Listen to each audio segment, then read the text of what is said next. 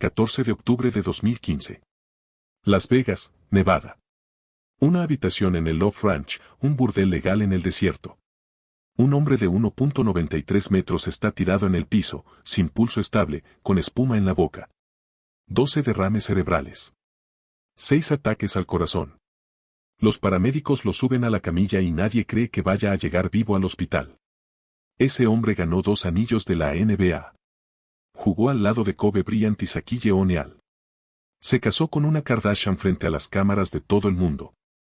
Y ahora se está muriendo en el cuarto de un prostíbulo, rodeado de extraños, con el teléfono apagado y nadie que sepa dónde está. Su nombre era Lamar Odom.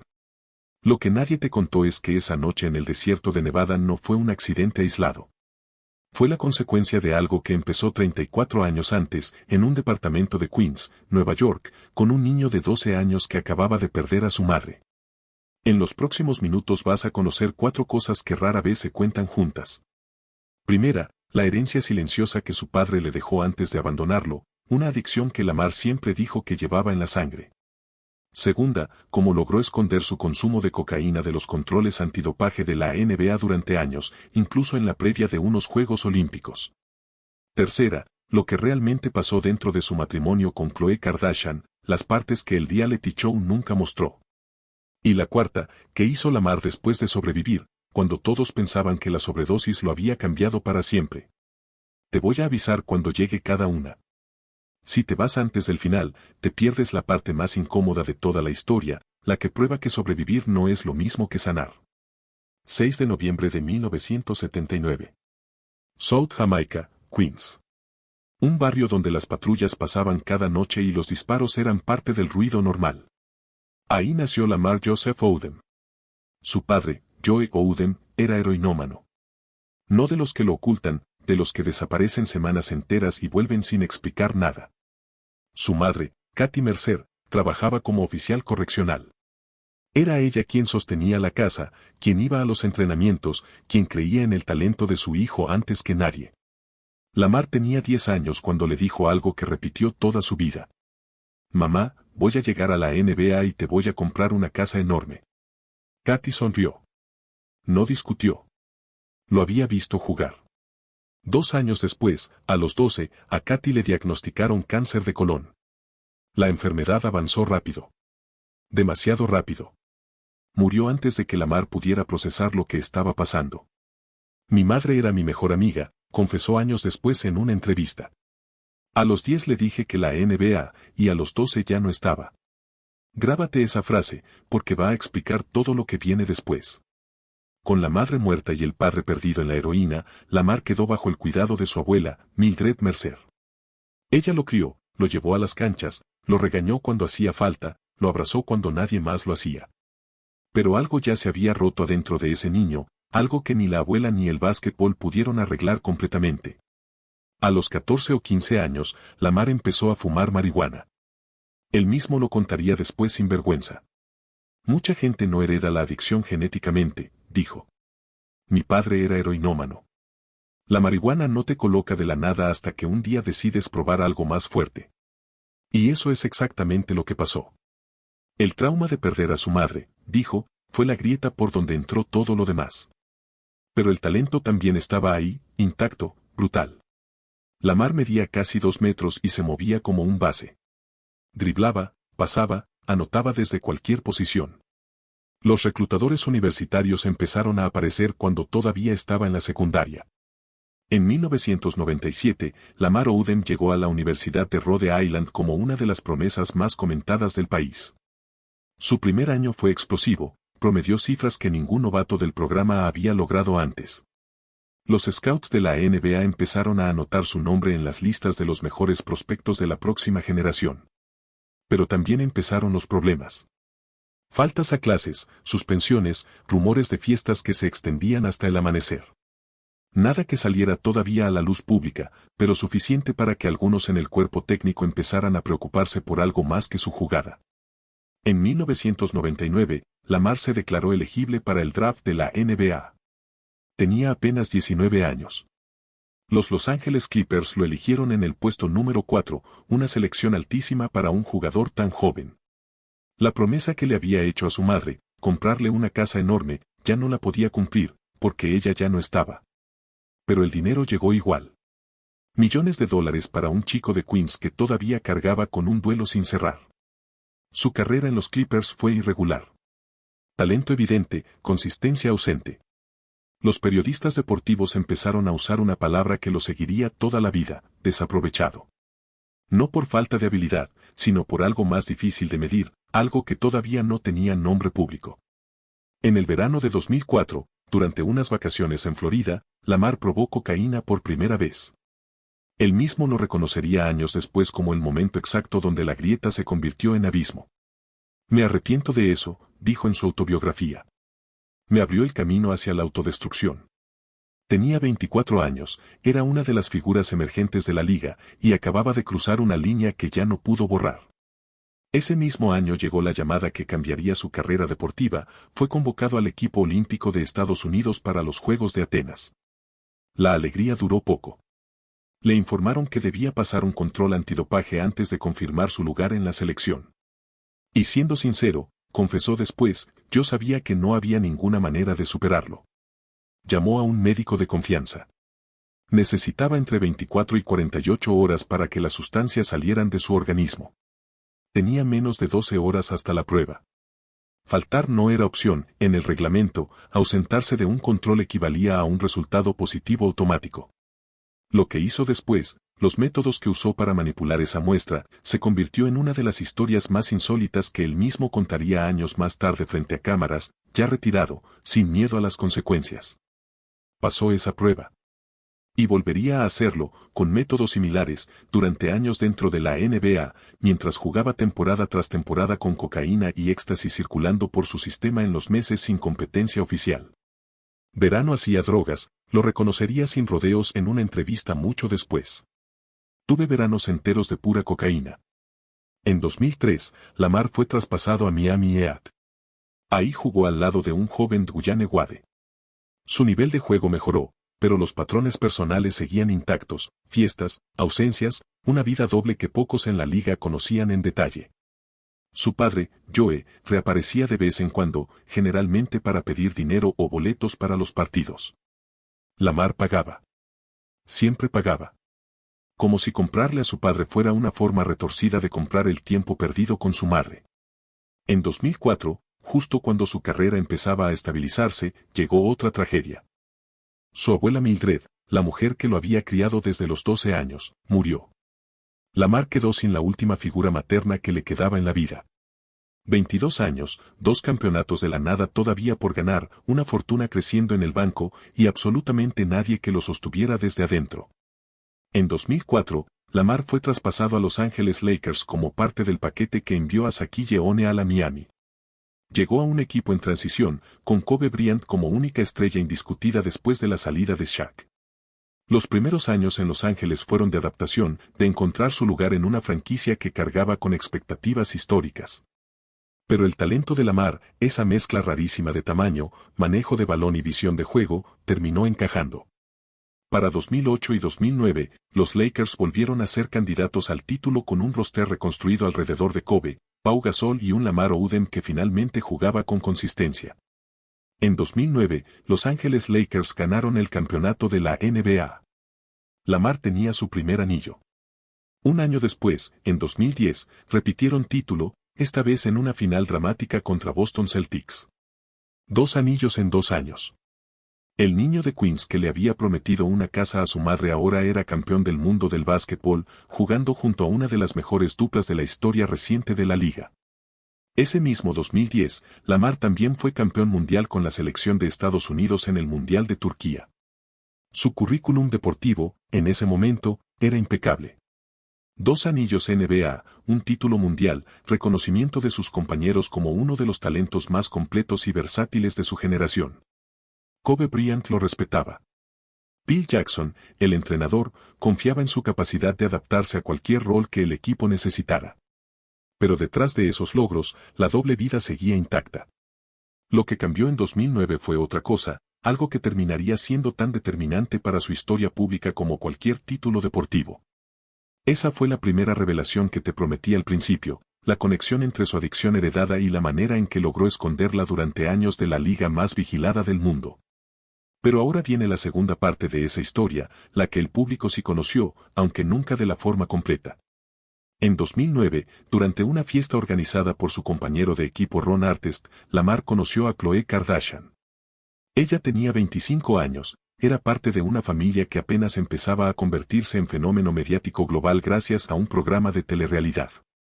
Él tenía 29, era campeón reciente de la NBA y cargaba con un pasado que muy pocos en ese cuarto conocían. La conexión fue inmediata. Khloe lo describiría después como carismático, divertido y vulnerable. Esa última palabra, vulnerable, decía más de lo que en ese momento cualquiera podía sospechar. 30 días después de conocerse, la pareja ya estaba comprometida. 30 días. Familiares y amigos de ambos lados quedaron sorprendidos por la velocidad. Pero ni Lamar ni Khloe parecían dispuestos a esperar. Se casaron poco después, en una boda que se transmitió como evento especial de televisión. De la noche a la mañana, Lamar Odom dejó de ser solo un jugador de la NBA con 2 anillos. Se convirtió en una figura de la cultura del entretenimiento, parte de una marca familiar que dominaba portadas de revistas, programas de chismes y las primeras plataformas de redes sociales que empezaban a definir la fama del siglo XXI. En privado, Lamar reconocería después que ese matrimonio también respondía a una necesidad personal. Buscaba, en parte, mejorar su futuro, dijo. Buscaba estabilidad. Buscaba, quizás sin decirlo en voz alta, la figura materna que la vida le había arrancado a los 12 años. Pero la cámara que documentaba cada momento de esa relación también terminó documentando, sin proponérselo, el inicio de la peor etapa de su vida. El programa se llamó Khloe y Lamar, un spin-off del fenómeno Keeping Up with the Kardashians. Cámaras dentro de su casa, micrófonos en sus conversaciones más íntimas, millones de espectadores siguiendo cada gesto de la pareja recién casada. Para el público, era una historia de amor de cuento, la estrella deportiva y la celebridad mediática, jóvenes, exitosos, enamorados frente a las cámaras. Lo que las cámaras no mostraban, o mostraban solo a medias, era lo que pasaba cuando se apagaban las luces del set. Lamar seguía consumiendo. La fama, lejos de frenarlo, le dio más recursos, más acceso, más personas dispuestas a mirar hacia otro lado a cambio de cercanía con su círculo. Mientras grababa un reality show durante la temporada regular de la NBA, Lamar también competía al máximo nivel. Llegó a ganar el premio al sexto hombre del año en 2011, un reconocimiento a los mejores jugadores que ingresan desde la banca. Eso significa algo importante, tenía la disciplina, el talento y la motivación necesarias para ser de los mejores del mundo en su posición, incluso mientras su vida privada se desmoronaba en silencio. Probablemente podría haber sido miembro del Salón de la Fama, confesaría años después, sin rodeos. Pero en general, mi grandeza y mi legado, sí, los perjudiqué con el abuso de drogas. Al 100%. En 2011, 2 tragedias golpearon casi al mismo tiempo. Su primo fue asesinado en una disputa entre bandas callejeras en Nueva York. Apenas 3 días después, mientras Lamar viajaba en una camioneta, el conductor perdió el control y atropelló a un ciclista de 15 años, causándole la muerte. 2 muertes violentas, separadas por 72 horas, cayendo sobre un hombre que ya cargaba con el duelo no resuelto de su madre y de su abuela. Ese mismo año, Lamar fue traspasado de Los Ángeles Lakers a Dallas Mavericks. El cambio de ciudad, lejos de su entorno conocido, coincidió con lo que Khloe describiría después como el momento en que su consumo se volvió monstruoso. Ya no eran episodios aislados. Era un descontrol sostenido, diario, que empezó a manifestarse en su rendimiento deportivo de forma imposible de ocultar. Fue expulsado del equipo. Sufrió múltiples sobredosis menores, algunas que requirieron intervención médica inmediata dentro de su propia casa. Khloe llegó a hacerle un lavado de estómago ella misma para salvarle la vida en uno de esos episodios, mucho antes de la noche que el mundo entero conocería en 2015. Tuve que aprender a hacerlo, confesaría después en la docuserie que documentó esos años. Nadie te prepara para eso. En 2012, con el apoyo de la familia Kardashian, Lamar ingresó a un centro de rehabilitación. Pareció, por un momento, que algo cambiaba. Pero la recaída llegó rápido. En 2013 fue detenido por conducir en estado de ebriedad. Pocas semanas después, fue encontrado por la prensa en una casa privada junto a 2 mujeres y cocaína. Ese mismo año dio positivo en un control por oxicodona, un medicamento que sí tenía prescrito médicamente, pero que terminó generándole una adicción paralela a la cocaína. Sus compañeros de equipo intentaron una intervención. Él la rechazó. Su carrera en la NBA, la que había alcanzado 2 anillos y un sexto hombre del año, terminó ese mismo año.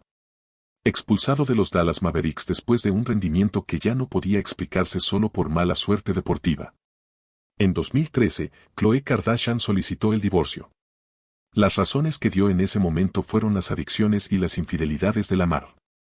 Pero el proceso legal, por motivos que la propia Khloe explicaría después, se extendió durante años sin finalizarse, dejando a la pareja en un limbo legal mientras la vida de Lamar seguía deteriorándose fuera de cámaras. Su padre, Joe Oden, seguía apareciendo de manera intermitente, generalmente para pedir dinero.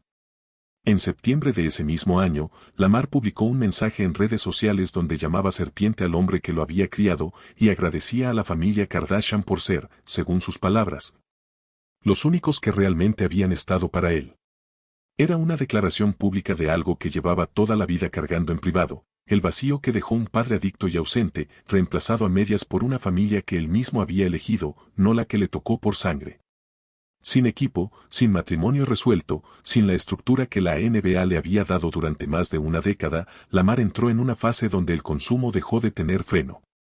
Sus amigos más cercanos también empezaron a caer.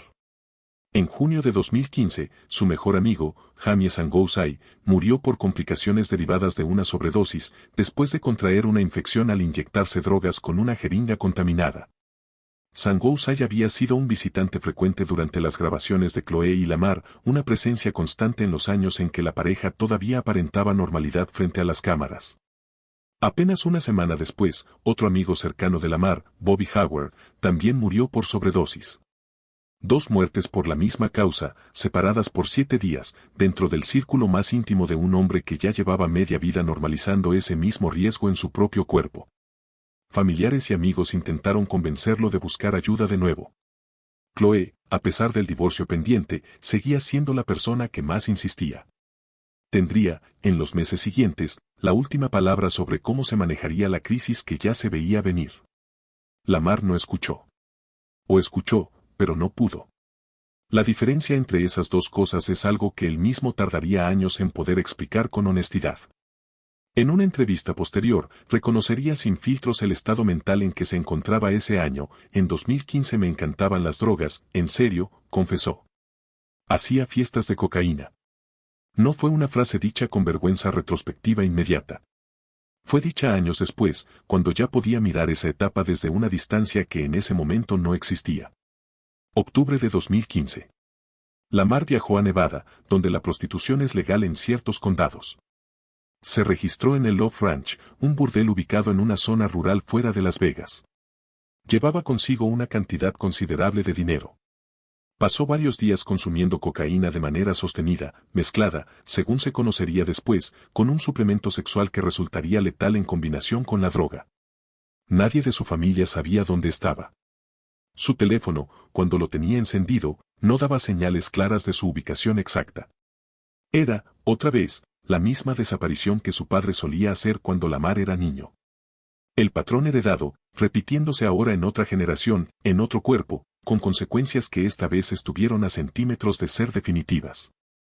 14 de octubre de 2015. El personal de Love Ranch encontró a Lamar inconsciente en su habitación. No respondía a estímulos. Llamaron a emergencias de inmediato. Cuando los paramédicos llegaron, su estado era crítico, el cuerpo entero entraba en fallo simultáneo en varios frentes. Lo trasladaron de urgencia al hospital más cercano en Nevada, y desde ahí, dada la gravedad, fue transferido a un centro médico en Los Ángeles capaz de manejar un caso de esa magnitud. El diagnóstico final, una vez estabilizado, fue devastador en su crudeza: 12 derrames cerebrales y 6 ataques cardíacos, producto de la combinación de cocaína con un suplemento de venta libre que, mezclado con la droga, generó un efecto cardiotóxico extremo. Entró en coma. Los médicos no daban garantías. La familia Kardashian, al recibir la noticia, se movilizó de inmediato. Khloe, Kim y Kris llegaron al hospital en cuestión de horas, a pesar de que el divorcio seguía legalmente sin resolverse. La noticia se filtró a la prensa casi de inmediato. Lamar Odom en coma tras sobredosis en burdel de Nevada. Los titulares se multiplicaron en cuestión de horas, alrededor del mundo. El hombre que había sido campeón de la NBA, esposo mediático, figura de portada, ahora era noticia por estar al borde de la muerte en la cama de un hospital, conectado a máquinas que respiraban por él. Esta es la segunda revelación que te prometí al principio, lo que pasó dentro de ese matrimonio que las cámaras nunca mostraron completo. Porque lo que vino después de que Lamar despertó del coma no fue la historia de redención simple que muchos medios contaron en ese momento. Cuando Lamar recuperó la conciencia, semanas después, su proceso de recuperación fue largo y doloroso. Tuvo que reaprender funciones básicas. Chloe, todavía su esposa en papeles aunque emocionalmente distanciada hacía tiempo, asumió un rol central en su cuidado. Le alquiló una casa cerca de la suya, contrató un cuidador de tiempo completo, un chef privado y enfermeras que lo atendían las 24 horas del día. Pero lo que la docuserie que documentó después esos años reveló, y que en su momento nadie supo, fue que Lamar no fue completamente honesto durante esa recuperación. Mantenía un teléfono oculto. Seguía consumiendo drogas en secreto, mientras al mismo tiempo simulaba una fragilidad mayor a la real frente a Chloe, específicamente para asegurarse de que ella continuara a su cuidado. Tenía que ir a las habitaciones de hotel a limpiar, confesaría después una persona cercana al círculo, para que el personal de limpieza no contara la historia. Fui cómplice sin darme cuenta, pero sentía la responsabilidad de encubrirlo. La frontera entre cuidar a alguien que casi muere y ser manipulada por esa misma persona se volvió, en ese periodo, casi imposible de distinguir. Esa es la parte incómoda de esta historia, la que rara vez se cuenta junto a la narrativa de superación. Sobrevivir a 12 derrames y 6 infartos no significó, automáticamente, dejar de consumir. La adicción no se apaga con un susto, ni siquiera con uno que casi termina en funeral. Durante meses, Lamar mantuvo esa doble actuación, frágil frente a Chloe y su entorno cercano, funcional lo suficiente como para seguir consiguiendo droga a escondidas. No fue un plan calculado desde el inicio. Fue, más bien, la continuación del mismo patrón que había definido toda su vida adulta, decir lo que la gente que lo cuidaba necesitaba escuchar, mientras por dentro seguía atrapado en el mismo ciclo. El divorcio con Chloe finalmente se finalizó en 2016, casi 3 años después de la solicitud inicial.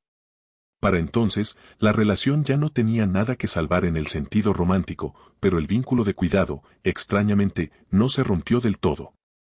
Chloe seguiría apareciendo en momentos clave de la vida de Lamar durante los años siguientes, incluso después de que ambos rehicieran sus vidas por separado. Según la propia docuserie que reconstruyó después estos años, el verdadero punto de quiebre no llegó con el coma, ni con el divorcio, ni con la intervención de la familia Kardashian. Llegó meses después, en una circunstancia mucho más íntima y difícil de verificar desde afuera, un sueño. Lamar relató que tuvo un sueño donde su amigo y excompañero Kobe Bryant le hablaba sobre la vida y la muerte. No dio muchos detalles públicos sobre el contenido exacto de esa conversación onírica, pero si fue claro en algo, fue después de ese sueño que decidió, esta vez de manera más sostenida, cambiar sus hábitos. La ironía de esa parte de la historia es difícil de ignorar. Kobe Bryant, la persona que durante años fue testigo silencioso de la doble vida de Lamar dentro de los Lakers, terminó apareciendo, incluso después de su propia muerte trágica en 2020, como una especie de voz de conciencia tardía en la memoria de su excompañero. Mientras tanto, lejos de las cámaras, Lamar también empezó a hablar con mayor honestidad sobre el origen de todo. En entrevistas posteriores, dejó de usar el lenguaje vago de mala suerte o malas decisiones y empezó a nombrar las cosas con más precisión. Mi padre era heroinómano, repitió en distintas ocasiones, ya sin la necesidad de suavizarlo. Empecé a fumar marihuana a los 14 o 15 años. También es un trauma. Mi madre murió cuando yo tenía 12 años. Esa frase, dicha así, sin atenuantes, fue distinta a como la contaba años antes, cuando todavía intentaba presentar su adicción como un tropiezo aislado de adulto exitoso. Ahora la conectaba directamente con la infancia, con el duelo no resuelto, con la ausencia paterna. Vas a explotar después de perder a tu madre, dijo en una de esas conversaciones. Mi madre era mi mejor amiga. En paralelo, comenzó también a hablar de algo que durante años mantuvo oculto incluso de sus compañeros más cercanos en la NBA, los métodos que usaba para superar los controles antidopaje mientras consumía. Contó con detalle cómo, en distintos momentos de su carrera, incluyendo la previa a los Juegos Olímpicos de 2004, Logró manipular muestras o sincronizar tiempos para evitar que el consumo apareciera registrado oficialmente. Lo hice en la NBA y en la previa de un juego olímpico, reconoció sin disculpas excesivas, casi con el tono de quien ya no tiene nada que perder al contarlo. Esta es la tercera revelación que te prometí al principio, cómo Lamar logró esconder su consumo del sistema más vigilado del deporte profesional durante años. La respuesta, según sus propios relatos posteriores, combinaba tres elementos: conocimiento médico de confianza, tiempos calculados con precisión y, sobre todo, una capacidad asombrosa para seguir rindiendo a nivel élite incluso con el cuerpo bajo el efecto de sustancias. Eso último es quizás lo más difícil de procesar de toda su historia. No era un jugador mediocre escondiendo excusas. Era, según sus propios excompañeros, uno de los talentos más completos de su generación, jugando muchas veces con una sustancia en el sistema que la mayoría de los atletas jamás podría tolerar sin colapsar en la cancha. Eso ayuda a entender, aunque no a justificar, la frustración que arrastraba por no haber llegado al Salón de la Fama. Tenía la motivación y la personalidad necesarias, reconoció. Pero en general, mi grandeza y mi legado, sí, los perjudiqué con el abuso de drogas. Al 100%. No hay ambigüedad en esa frase. No hay un padre, una madre muerta o una infancia difícil usados como excusa final. Hay una persona adulta asumiendo, con todas sus palabras, que el talento existió, pero que él mismo lo saboteó. Con el paso de los años, Lamar también tuvo que enfrentar otra pérdida que rara vez aparece en los resúmenes rápidos de su historia. En 2006, su hijo Jaden, de apenas 6 meses, murió de manera repentina por un síndrome relacionado con muerte súbita infantil. Esa tragedia ocurrió años antes del matrimonio con Chloe, en una etapa anterior de su vida, y según personas cercanas, nunca llegó a procesarla del todo. Para cuando llegaron las demás pérdidas, el primo asesinado, los amigos por sobredosis, la de su hijo seguía siendo una herida abierta sin atención real. Es difícil, viendo el conjunto completo, no notar el patrón que se repite generación tras generación en la vida de Lamar Odom, pérdidas que llegan antes de tener herramientas para procesarlas. Y una sustancia que llena ese vacío de manera temporal, hasta que deja de ser manejable. Su padre lo abandonó por la heroína después de perder, según se conoce, su propio camino. Lamar perdió a su madre, a su abuela, a su hijo, a su primo, a 2 amigos cercanos en la misma semana, y encontró en la cocaína el mismo refugio que su padre encontró en la heroína. No es una coincidencia genética simple, como él mismo aclaró alguna vez. Es un patrón de trauma no resuelto, transmitido de una manera que ninguna prueba de sangre puede explicar del todo. En 2026, una productora documentó esta historia completa para Netflix, bajo la dirección de Ryan Duffy, con la participación directa de Lamar como protagonista del relato. El documental no buscó suavizar los episodios más oscuros. Mostró la sobredosis, el coma, las mentiras durante la recuperación, la complicidad involuntaria de quienes lo rodeaban. Fue, en ese sentido, distinto a la narrativa de heroísmo simple que muchos medios habían construido en 2015, cuando la noticia era solo que un expivote de la NBA había sobrevivido a una sobredosis casi fatal. Esta es la cuarta revelación que te prometí al principio, que pasó después de que el mundo dejó de prestarle atención, cuando ya no era noticia de portada sino un hombre intentando, con resultados desiguales, reconstruir una vida desde cero. Lamar no tuvo un final de película. No hubo un momento único donde todo cambió para siempre. Hubo, en cambio, una sucesión de intentos, recaídas parciales, conversaciones honestas en programas deportivos años después, y una relación con la verdad de su propia historia que se volvió más clara con el tiempo, aunque nunca completamente resuelta. En distintas entrevistas posteriores a 2020, ya retirado por completo del básquetbol profesional, Lamar empezó a aparecer en espacios donde hablaba abiertamente con otros exjugadores sobre adicción, sin la necesidad de un guión de redención. En una de esas conversaciones, con los también exjugadores Tracy McGrady y Vince Carter, dijo algo que resume bien el tono que adoptó en esta etapa de su vida: estás hablando con un adicto real. No lo dijo como confesión dramática para cámaras. Lo dijo como un dato simple, ya integrado a cómo se entendía a sí mismo. También habló, sin pudor retrospectivo, de los veranos enteros de cocaína durante su época activa en la liga, reconociendo que disfrutó genuinamente del consumo en ciertos periodos. No solo como escape del dolor sino como placer en sí mismo. Esa honestidad, incómoda para cualquier narrativa de víctima pura, es parte de lo que hace su historia más real que la mayoría de los relatos de superación que circulan sobre atletas con pasados similares. En cuanto a su situación económica, Lamar reconoció que sí logró estabilizarse, aunque lejos del nivel de fortuna que tuvo en su mejor momento como jugador activo. Trabajó en distintos proyectos comerciales, apariciones públicas y, eventualmente, en espacios de entretenimiento deportivo donde su experiencia, incluida la parte más oscura, se convirtió en contenido de valor para audiencias que ya no lo veían como el expivote de los Lakers, sino como alguien dispuesto a hablar sin filtro sobre algo que la mayoría de exatletas prefiere ocultar. Volvió a salir, brevemente, ya entrado en sus 40, su completar un programa de rehabilitación de 30 días en un centro llamado Israeli Recovery, en Los Ángeles. No fue presentado como el final definitivo de su lucha, sino como parte de un proceso continuo, sin fecha de cierre clara. Sigo en mi lucha por mis adicciones, reconoció él mismo, sin intentar vender una versión más limpia de la realidad. Su relación con Chloe, después de todo lo vivido, se transformó en algo distinto a la del matrimonio mediático original. Ella siguió apareciendo, de manera intermitente, en momentos relevantes de la vida de Lamar, incluida la producción del documental que reconstruyó esos años. Chloe llegó a decir, en alguna entrevista, que seguiría con él si las circunstancias hubieran sido distintas, una frase que deja entender que, más allá del divorcio legal, algo de ese vínculo original nunca terminó de desaparecer del todo. Hoy, Lamar Odom tiene 46 años. Sobrevivió a algo que, según los propios médicos que lo atendieron en 2015, debería haberlo matado esa misma noche en el desierto de Nevada. 12 derrames cerebrales. 6 ataques al corazón. La estadística decía que no había manera razonable de que siguiera caminando, hablando, dando entrevistas una década después.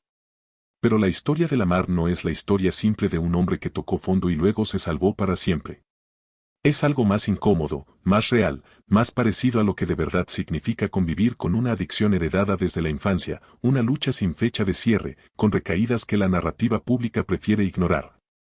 Y con una honestidad tardía que solo llegó cuando ya no tenía nada que demostrarle a nadie. El niño de Queens que le prometió a su madre una casa enorme nunca llegó a cumplir esa promesa de la manera que la imaginó a los 10 años. Ella no estuvo para verlo ganar 2 anillos con los Lakers, ni para verlo casarse frente a millones de espectadores, ni para verlo casi morir en una habitación de hotel en el desierto. Pero quizás, sin proponérselo, sí terminó cumpliendo otra versión de esa promesa, la de seguir existiendo, contra cualquier pronóstico médico razonable. Y la de finalmente decir en voz alta lo que durante años solo pudo cargar en silencio. Mi padre era heroinómano. Mi madre murió cuando yo tenía 12 años. Empecé a fumar a los 14 o 15. Sé que tenía la motivación y la personalidad para llegar al Salón de la Fama, pero el abuso de drogas perjudicó mi grandeza al 100%. Sigo en mi lucha por mis adicciones. Ninguna de esas frases suena a final feliz. Y quizás esa sea precisamente la lección más honesta de toda esta historia, que sobrevivir a una sobredosis no es lo mismo que sanar el trauma que la provocó. Que el dinero, la fama, 2 campeonatos NBA y un matrimonio mediático con una de las familias más famosas del mundo no fueron suficientes para llenar el vacío que dejó un niño de 12 años viendo morir a su mejor amiga, que también era su madre. Lamar Odom sigue vivo.